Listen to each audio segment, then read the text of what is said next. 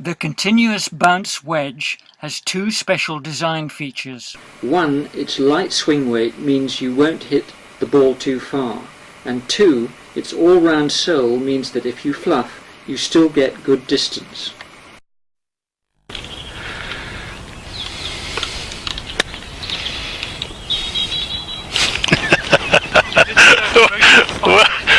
Absolutely brilliant. Great shot, Andrew. I use a 60-degree wedge, and it can have a number of different bounces. 6 to 9, 10 degrees of bounce is fine, any of those. There is one little thing that I do with my wedge, and that is I like to have a wider sole. I like this for these shots, for the lob shot. I like it for the bunker shot. I need this little extra bounce that this wider sole provides. That's the only thing that I would say to look for when you're getting a wedge. This club has transformed my short game. I was always, like most of us, rather afraid of the chip shots, probably because I was using too heavy a club, and I would find that I would either fluff it if I was nervous, or thin it over the back, or at best I was always concerned about hitting it too hard.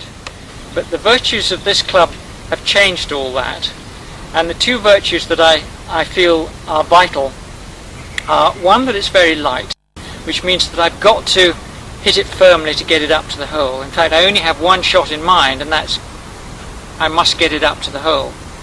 And its other virtue is that it has an all-round sole, which means that with the extra club head speed that I'm getting from it being a very light swing weight, if I do slightly fluff, it'll still ride onto the ball, and I will go more or less the appropriate distance. And those two factors have meant that I've become more and more confident.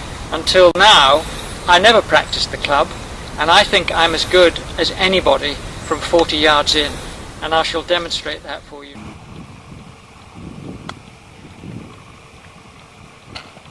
Don't just take my word for it. Listen to what top coach Scott Cranfield has to say. Now watch this little action. You see the nice little brisk action. It's worth copying that home. Very rare, nicely played. Very nicely played from that lie. It wasn't the easiest. It's very rare that amateurs chip past the hole. So take a brisk action. The key thing is to make sure that there's some good acceleration. It doesn't matter how short the chip shot you're playing, make sure, even if it's a very short one, that the club is still accelerating. So even if you're just off the green, still accelerate the club through. Now by doing that, you'll get the best strike you can possibly get, and you'll get as much backspin as is available to you. And that's why the O wedge is very light. Maximum club head acceleration equals maximum spin control. But should you fluff it, you will still get the ball near the hole. Get the hands forward and I stand square.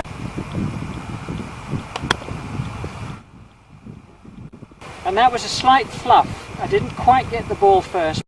I'm going to get you to stand like I stood, feet quite wide apart and square to the line. You're closing the face and hitting firmly down on the ball, keeping it low on its way to the hole. Now you've got to hit it a lot harder than that. I'm suggesting you have your feet wide because you've got to hit it so hard. Oh, right. And the benefit of it is that you do have to hit it hard. It'll never go too far. That's better. That's a nice shot. Now look at that running out to the hole. The short game should be as instinctive and as natural as tossing a ball underarm to a target. We take one look and throw, and our instinct tells us immediately whether it's going to be short, long, or good. And please notice how I instinctively placed my feet wide and parallel to the target line, which helps my arm to swing along the target line, as does this bowls professional.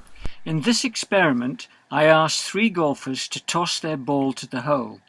Unconsciously, each chose to stand with his feet close together, open and left of the target line. 2 tossed their ball mostly through the air, and the third mostly along the ground. All 3 balls finished left of the target line.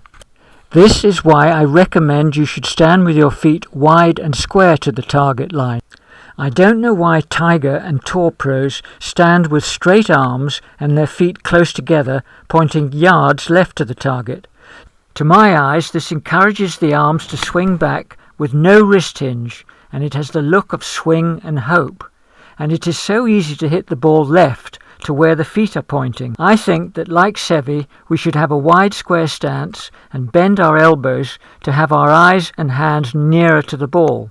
This encourages us to hinge our wrists and strike the ball very positively and precisely to the target.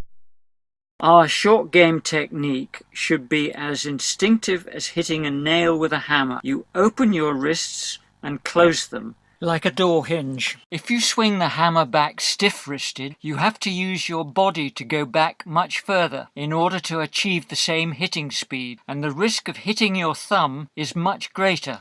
And as with a hammer, I grip the club very firmly, which helps me deliver the club face directly onto the back of the ball. If you don't hinge your wrists, you have to take the club back further, giving you more time to be nervous, and under pressure you tend to try to push at the ball. And this can happen. Deceleration into the back of the ball. Opening and closing the wrists encourages our instinctive judgment of distance, which we can lose if we chip stiff-wristed, because we have more time to think. This young pro, because of the tree, has to hinge his wrists and play instinctively.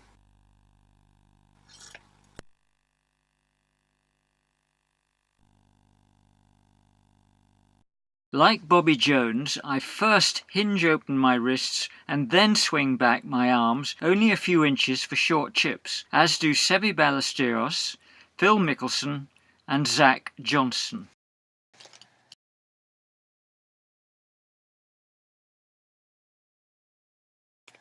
A good way to practice is to chip only by hinging your wrists, and notice that when opening your wrists it is almost impossible to decelerate when closing them.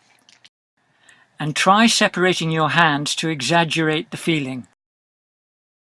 And practice using a very wide square stance. It keeps your body still and your eyes and hands are nearer the ball. Luke Donald says the success of his short game depends entirely on how well he strikes the ball. I think the best way to develop the perfect strike is to practice chipping out of sand. What you do to chip the ball out clean 20 yards is what you need to do off the grass. And I also recommend you practice with a junior-sized sand wedge.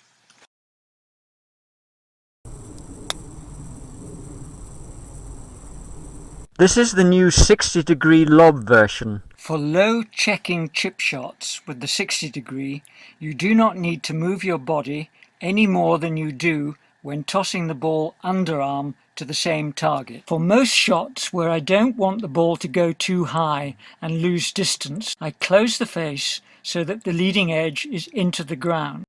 My hands well in front of the ball. From here, first I hinge open my wrists and then swing back my arms only enough just to get the distance. And I really watch the club head hit the ball. If I need the chip to go higher, I use the full loft of the club and my hands are just in front of the ball.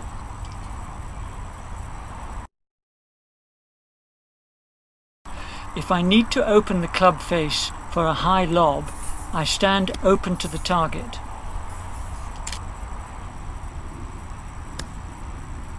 Like Seve, I use a wide square stance for all shots up to 30 yards, and I use the 10-finger grip and no glove for maximum feel. And my lob wedge is light with a C5 swing weight. Here, Ryan Moore overestimates his ability to control the club face. He needed to make his very difficult shot easier by having a wide stance, crouching and gripping right down the shaft to get his eyes and hands as close to the ball as possible. I use an extra long no taper grip because the further our eyes and hands are from the ball, the more difficult it is to direct the middle of the club face onto the back of the ball. And I grip down lower than the standard length grip for short chips, which encourages maximum club head speed and spin control. Jack Nicklaus and Craig Stadler also grip down the grip. I move my grip up and up the club for longer shots. Tiger, when he needs to have a very stable stance, stands with his feet wide and square to the target and grips down the shaft.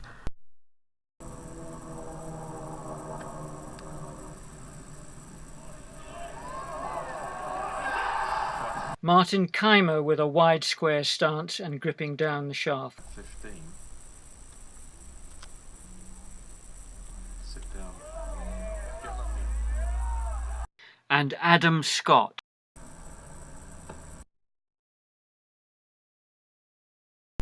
I think every chip shot, like putting, needs a very stable, wide square stance, or this can happen. Morgan Pressel. Obviously trying to play that shot without our hands all the way on top of it. You have to get the club head up in the air and accelerate it into the ball, or this can happen. Hinging open your wrists automatically gets the club head up in the air, and closing your wrists automatically accelerates the club head into the ball. With today's grooves, there's no need to stand open and cut across the ball to impart spin. My wide square stance and my weight equal on both feet keeps my body still and encourages shots that are always straight to the target. If your life depended on tossing a ball to a target, you would use a wide square stance to keep your body still and help you feel the distance, and you would move only your hands and arms. Here, Seve's golfing life does depend on getting down in two to win the 1988 British Open. Notice his body language says he is absolutely determined to get his ball from A to B. Note also his wide square stance with his weight equal on both feet for maximum stability, and how he grips down the shaft, how he breaks his wrists, and how little he moves his body.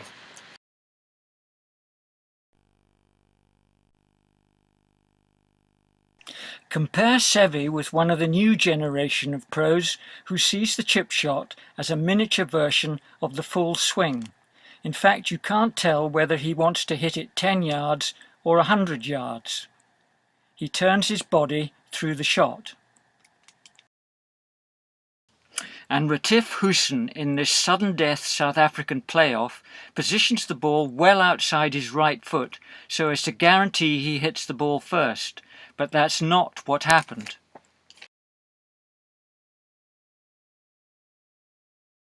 I know which short game technique I prefer.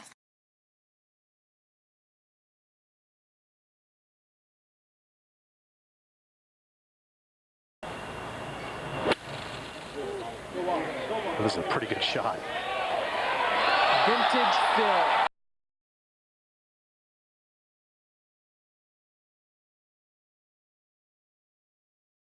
Pro darts players hold their body statue still, moving only their arm. And you don't need to use your legs for chipping.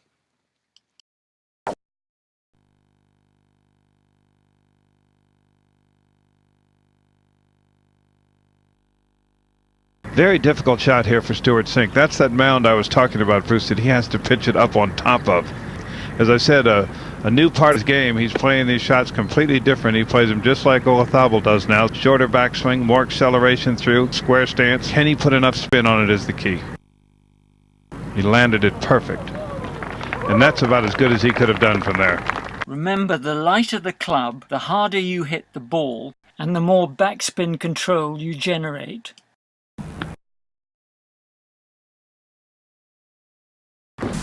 Hands ahead of the ball, face slightly closed so that the leading edge is into the ground, because all I'm after is a low flight and all the control coming from the spin that I get from hitting the ball first and keeping the hands firm through the shot.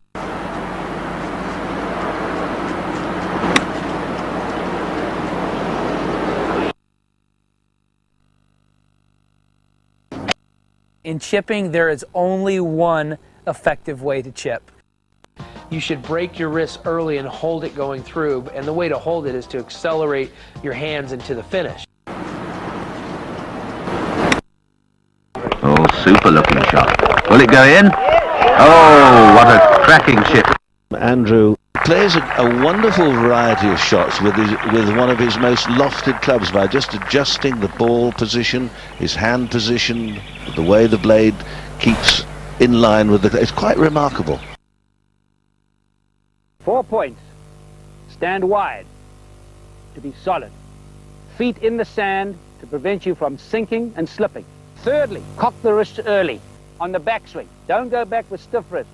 Cock them, which enables you to accelerate through the sand. And after all, the sand is thick. There's resistance. You've got to get through the sand. And don't uncock your wrists until after you hit the sand.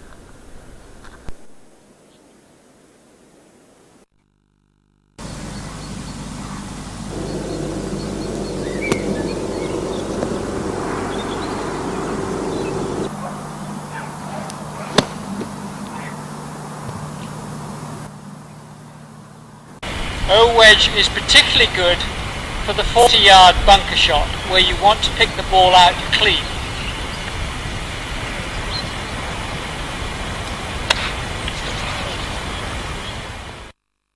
This shot here in the heather, easy to place, unlike a normal wedge. Its all-round flange means that you can brush through the heather without cutting down into it, and the club won't get stuck. And it's a bit like playing a bunker shot.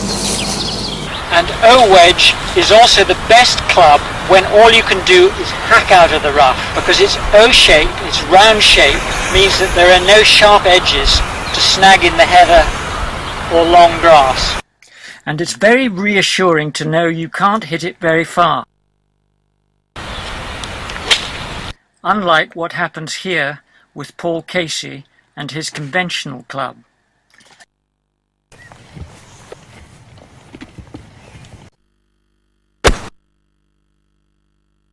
What a cool shot there. You see how he held that front face open? Just pitched right down on it. Man, that's a good way to play a wedge shot. Is that new age golf here? Well, you know, this is almost a little old style to me, Steve. I mean, I used to watch Lee Trevino shots like that. I mean, you know, boom, look how he just kind of holds the face off and the very low finish. Trevino was notorious for that. He'd hit those little low skippers in. They'd take a couple of hops. Trevino is using his famous light ladies sand wedge. I played a sand wedge, you know, played it low. It comes out low and it takes one skip, you see, and then it check, and then it rolls, trickles on down, you know. Like Trevino, if I don't have to get the ball up in the air from 40, 50 yards, I close the face and have a very short, punchy follow through.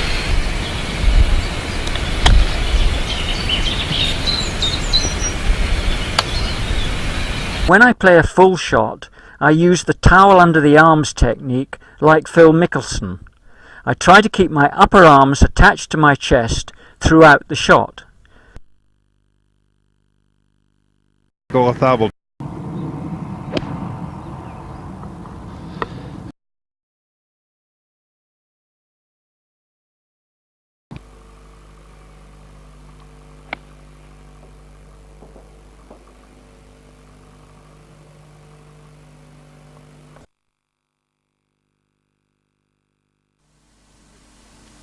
That's a good shot. That was a very good shot. Well done. Good. Well done. Very good. Excellent. Look at that, David.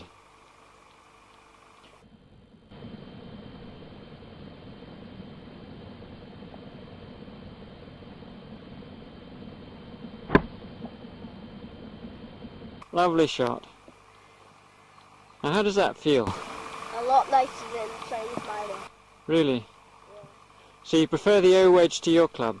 Yeah, because you've got this bit to rest on. But with my one, you have to kind of hold it. This one, you can just rest. Now, hang on 1 second. Imagine trying to hit a nail with a hammerhead on the end of a standard length wedge shaft. You would grip right down the shaft for maximum control. This is the most difficult shot. The pin is 15 feet beyond the bunker, I have a hard bare lie and I need to get the ball up and over the sand and land softly, short of the hole. But it's a lot easier with the O wedge. Like Jim Furyk, I again grip the bottom of the grip because the nearer your hands are to the ball, the easier it is to get the ball high in the air for a short distance. For all shots, I use a short backswing, which encourages good acceleration into the ball.